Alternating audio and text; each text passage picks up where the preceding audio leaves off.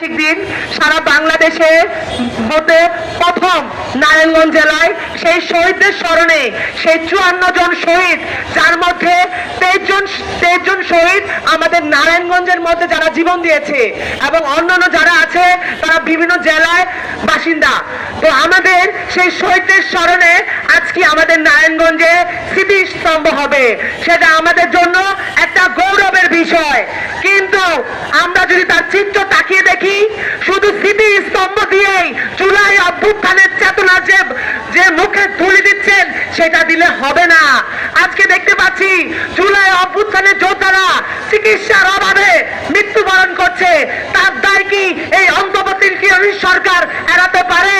শুধু মিডিয়ার মাধ্যমে শুধু সামনে থাকলেই হবে না, মানুষের পাশে থাকার জন্যই আপনারা শপথ বাক্য পাঠ করেছেন।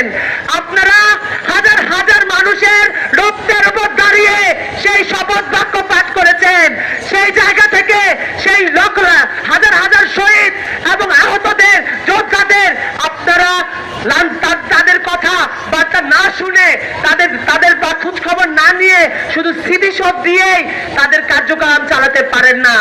বন্ধুগণ, আমরা একইভাবে বলতে চাই, আজকে দেখতে পাচ্ছি আমাদের শহীদ মিনারের সহ এই জুলাই অভ্যুত্থানে যেসব যোদ্ধারা মূলত আন্দোলনটা শুরু করেছে, সেই বৈষম্য বিরোধী ছাত্র আন্দোলনের ব্যানারে আজকে সেই যোদ্ধাদের এই স্মৃতি স্তম্ভের জন্য কোনো দাওয়াত কিংবা কোনো আমন্ত্রণ কিংবা কোনো মতামতের প্রাধান্য দেয় নাই বর্তমান প্রশাসক।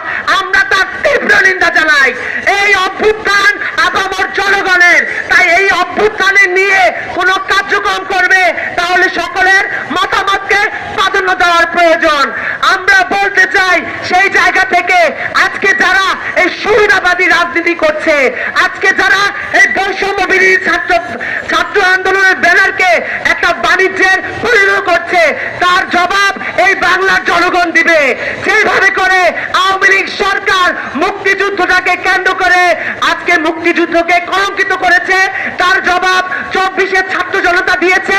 ঠিক একইভাবে জুলাই 24 আন্দোলনকে যারা কলঙ্কিত করে পুঁজি করে বাণিজ্য করার চেষ্টা করছে, অপসংস্কৃতিতে লিপ্ত হচ্ছে, তার জবাব এই দেশের ছাত্র সমাজ দিবে। বেশি দেরি নেই, আপনাদের পতন অবতীর্ণ, আপনারা শুধু অপেক্ষা করুন।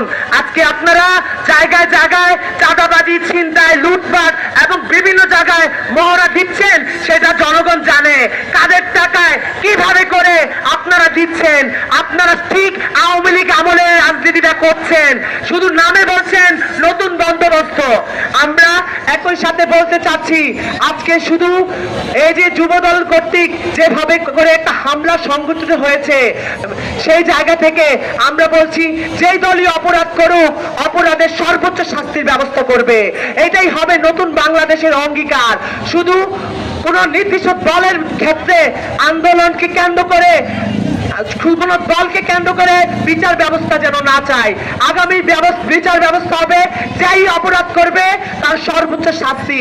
আজকে শুধু ওই সোহাগ হত্যাকাণ্ড না, সোহাগের সাথে অসংখ্য জীবন জড়িত, যাদের বিচার এই অন্তর্বর্তীকালীন সরকার দিতে ব্যর্থ হয়েছে এবং সেই ব্যর্থতার দায়ে অবিলম্বে এই স্বরাষ্ট্র উপদেষ্টাকে পদত্যাগ করতে হবে।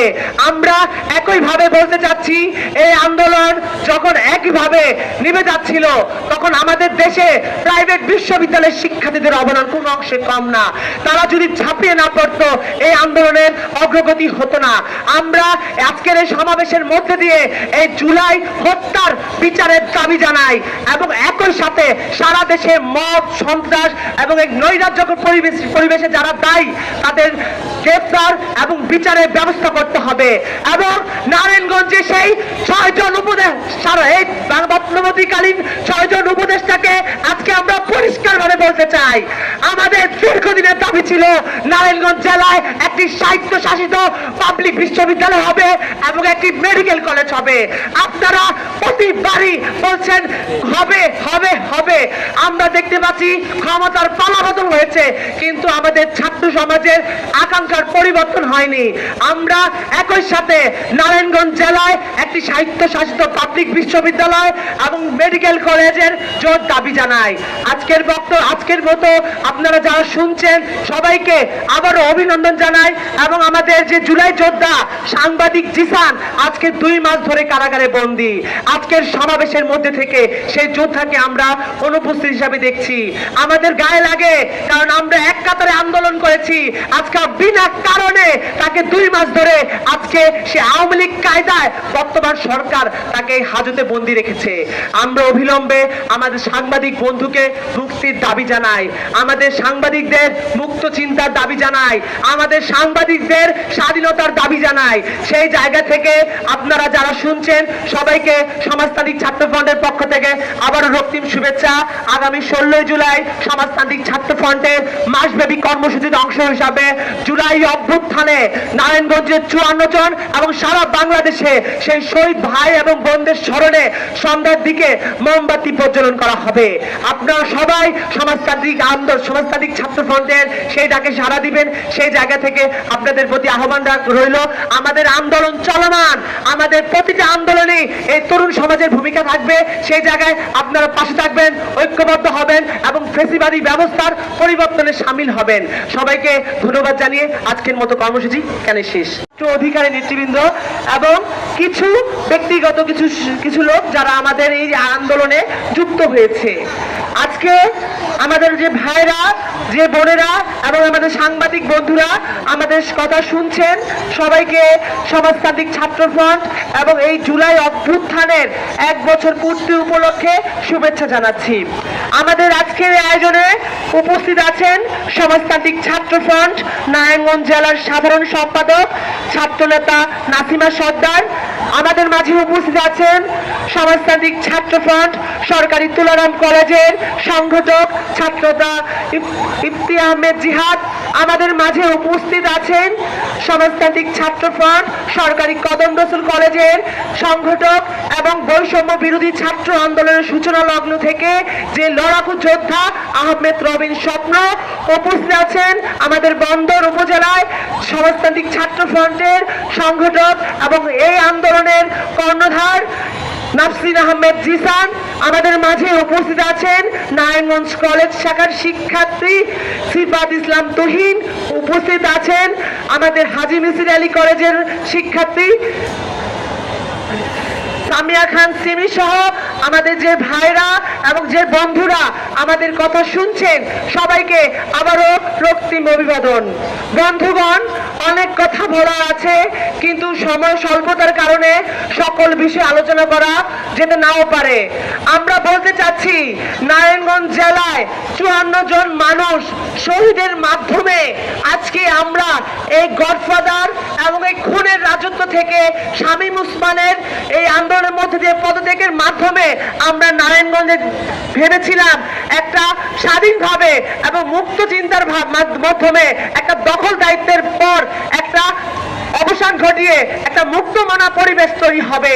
কিন্তু দেখতে পাচ্ছি ঠিক একইভাবে 1 বছর আগে যেভাবে এই নারায়ণগঞ্জ দখল দায়িত্ব, চাঁদাবাজি, টেন্ডারবাজি, সকল ধরনের এই নারায়ণগঞ্জে গুম খুনের যে রাজত্ব ছিল, ঠিক একইভাবে আজও সে জর্জরিত। যেভাবে আমরা দেখতে পারতাম দিনে রাতে আড়ালে আমাদের দেখতে পারতাম আমাদের ভাই বোনদেরকে কিভাবে নৃশংসভাবে হত্যা করে সেই শীতলক্ষা নদীতে ভাসিয়ে দেওয়া হতো, ঠিক একইভাবে আজকে দেখতে পাচ্ছি সেই শীতলক্ষা নদীতে যাওয়া লাগে না। আজকে দেখতে পাচ্ছি আমাদের ঘরে বাইরে পাড়া মহল্লায় খুন গুম করে রাস্তায় ফেলিয়ে দেয়। আজকে সেটাকে বলছে মব ভায়োলেন্স।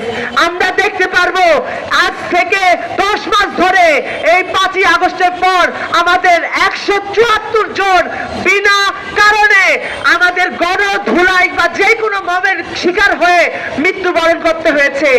আমরা বলতে চাচ্ছি, আমরা জুলাই আন্দোলনের স্পিড এটা ছিল না যে একটা মানুষকে কোনো বিচারহীনভাবে মেরে ফেলা। আমরা বলতে চাচ্ছি জুলাই স্পিড সেটা ছিল না যে আজকেও আমরা নিরাপদ ভাবে আমাদের মেয়েরা আমাদের বোনেরা আজকে ঘরে বাইরে পাড়া মহল্লায় ধর্ষণ থেকে শুরু করে বিভিন্ন ধরনের নিপীড়নের শিকার হবে। আমরা বলতে চাচ্ছি আমাদের জুলাই অভ্যুত্থানের একটা আকাঙ্ক্ষা ছিল একটা বৈষম্যহীন বাংলাদেশ, কিন্তু আমরা দেখতে পাচ্ছি আজকে মুখে ফেনা তুলে ফেলছে একটা নতুন বাংলাদেশ, নতুন স্বাধীনতা, বিপ্লব, কিন্তু আমরা দেখতে পাচ্ছি ব্যবস্থাটা ঠিক আগের মতোই, বরঞ্চ দেখতে পাচ্ছি পুরনো মত নতুন গ্লাসে ঢুকে সংযোগ করেছে এই ধরনের ব্যবস্থা। আমরা দেখতে পাচ্ছি নেতার পরিবর্তন হয়েছে, ব্যবস্থার পরিবর্তন হয়নি। আমরা আজকের এই জুলাই অভ্যুত্থানের এক বছরকে সাক্ষী রেখে আমরা ছাত্র সমাজ, তরুণ সমাজ অঙ্গীকার করছি এই দেশে যতদিন পর্যন্ত এই স্বৈরাচারী ফ্যাসিবাদী কায়দায় আর নৃশংসভাবে হত্যা, গুম, খুনের রাজত্ব কায়েম করবে, যেভাবে করে আমাদের শিক্ষার্থীদেরকে শিক্ষা বাণিজ্যের নামে শিক্ষার অধিকার থেকে জোরে ফেলবে, সেই জায়গা থেকে আমরা তত বেশি আন্দোলনে সামিল হব। আজকে সেই রিয়া গোপ, যেই মেয়েটা, শিশু একটা মেয়ে যার মৃত্যুর মধ্যে দিয়ে আজকে আমরা দাঁড়িয়েছি, আজকে যে স্বজন যে বন্দরে আন্দোলনের মধ্যে দিয়ে মৃত্যুবরণ করেছে, আজকে সে তাইয়ুব যে এমডব্লিউ শিক্ষার্থী যে হচ্ছে যাত্রাবাড়ি আন্দোলনে নিহত হয়েছে, আজকে সে তুলারাম কলেজের 4 বন্ধু শহীদ বন্ধুরা যার জীবন দিয়ে আজকে আমরা এই ফেসিবাদী আওয়ামী লীগ সরকার থেকে মুক্ত হতে পেরেছি। কিন্তু আমরা কি আদৌ সেই শহীদদের যে বাংলাদেশ দেখার স্বপ্ন দেখেছে সেটা কি বাস্তবায়ন করতে পেরেছি? বন্ধুগণ, আজকে আমরা আপনাদের কাছে বলতে চাই, আজকে নারায়ণগঞ্জ জেলায় একটা ঐতিহাসিক দিন 14ই জুলাই, যেভাবে করে নারায়ণগঞ্জে এই দিনই জুলাই অভ্যুত্থানে আন্দোলন সংগঠিত হয়েছে, ঠিক একই ভাবে এই দিনে আজকে ঢাকা বিশ্ববিদ্যালয়ের মেয়ে শিক্ষার্থীরা এই শেখ হাসিনার বক্তব্যে প্রতিবাদে রাতে আধারে মিছিলে সামিল হয়েছে, আলোক পত্রিকা হয়ে এই আন্দোলনের নতুন রূপ দিয়েছে। যেই দিবসটা হচ্ছে ছাত্রী প্রতিরোধ দিবস, কিন্তু দেখতে পাচ্ছি আজকে সেই নারীদেরকে আসিয়া থেকে শুরু করে সেই কুমিল্লা মুরাদনগরের ঘটনা সেই নারীদেরকে আজকে আতঙ্কিত করছে। আমরা কি আজও নিরাপদ ভাবে বসবাস করব এই সোসাইটিতে? আমরা বলতে চাচ্ছি আজকে আজানের বিরতি।